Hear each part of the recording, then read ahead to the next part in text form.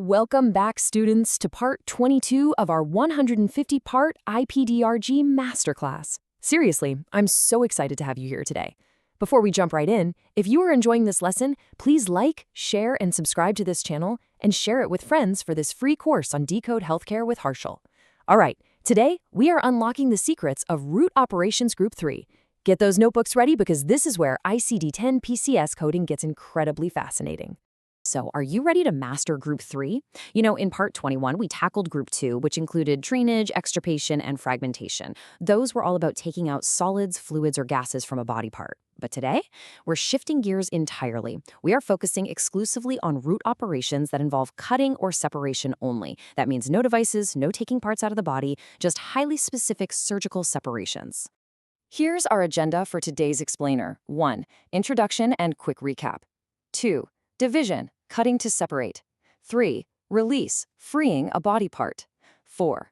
Coding adhesiolisis guidelines. 5. A division versus release comparison. And finally, 6. Our key takeaways and conclusion. All right, section 2, division, cutting to separate. Okay, so in the medical and surgical section of ICD-10 PCS, division is represented by the value 8. The strict definition here is cutting into a body part without draining fluids or gases in order to separate or transect a body part. Now, the absolute core rule you've got to remember here is the objective. All or even just a portion of the body part itself is actively being separated into 2 or more portions. To truly wrap our heads around this, we need to look at real-world clinical examples. Think of an osteotomy, right? That's where a surgeon cuts a bone to separate or realign it. Or consider a spinal cord atomy, where a nerve tract in the spinal cord is actually cut to relieve intractable pain. Another great one is a sacral rhizotomy. It's a minimally invasive procedure to sever nerve roots and remove sensation from a really painfully inflamed nerve. We also see this intent in an anal sphincterotomy or an esophagotomy. The key takeaway? In every single one of these, the surgeon is transecting the body part itself. So for all my coders out there prepping for exams, here is a quick, highly memorable anchor for you.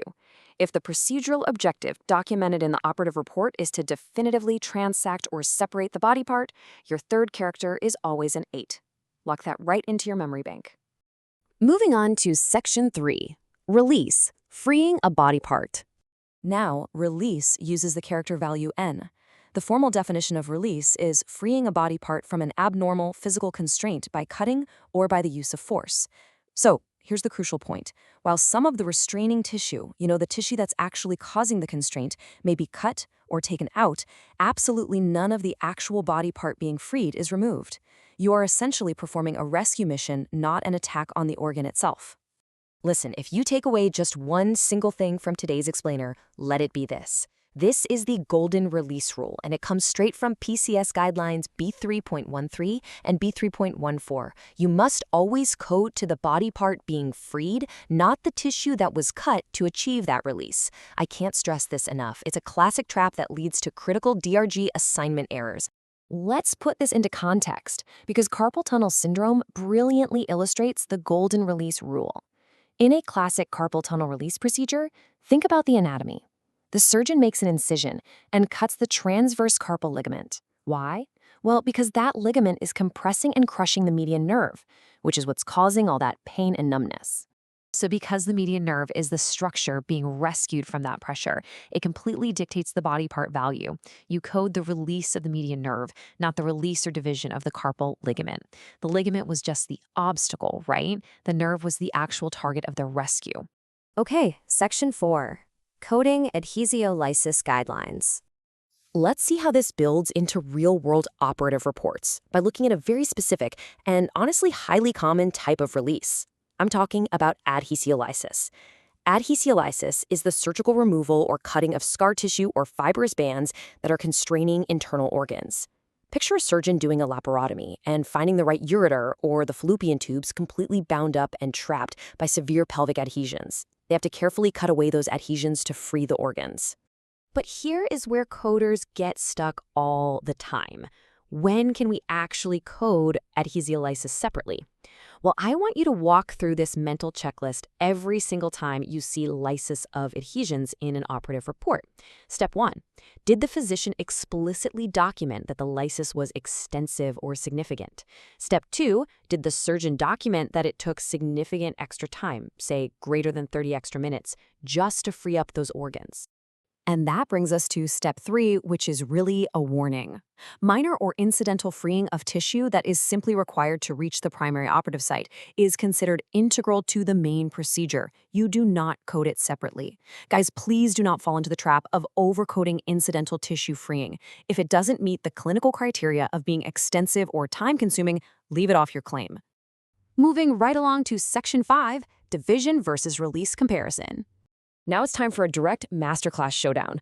We need to ensure you know exactly when to use division versus release. Let's contrast them directly. Division attacks and separates the actual body part itself. It cuts into the organ or nerve to transect it into 2 or more pieces. Release, on the other hand, rescues the body part. It frees the structure from a surrounding physical constraint by cutting something else. If you're taking notes, you'll want to jot this matrix down. This will lock in the comparison for your certification exams and your daily coding cues. Look at the objective, separate versus free. Then look at the tissue cut, the specific body part itself versus the restraining tissue around it. Osteotomy is your perfect anchor for division, while carpal tunnel release is your perfect anchor for release. Finally, Section 6, Key Takeaways and Conclusion. Excellent work today, everyone. Let's wrap up this explainer with our final takeaways to totally solidify your PCS coding foundation. Never forget this strict structural guideline. We don't just blindly code the name of the surgery the doctor slapped on the top of the report. ICD-10 PCS is strictly procedural based on the intent. You must abstract the operative note and convert common terminology to the appropriate root operation based purely on what the surgeon actually accomplished. As advanced medical coders, your ultimate responsibility is to read that full operative report and find the truth of the anatomy. The clinical documentation holds the absolute key to whether the surgeon's hands were separating a body part or rescuing it from a physical constraint. So I want to leave you with this provocative question to ponder before your next shift. Are you coding the title of the procedure described, or are you coding the true, deeply documented objective of the surgery? If you are enjoying this lesson, please like, share, and subscribe to this channel and share it with friends for this free course on Decode Healthcare with Harshal. Keep decoding, keep learning, and I'll see you in part 23.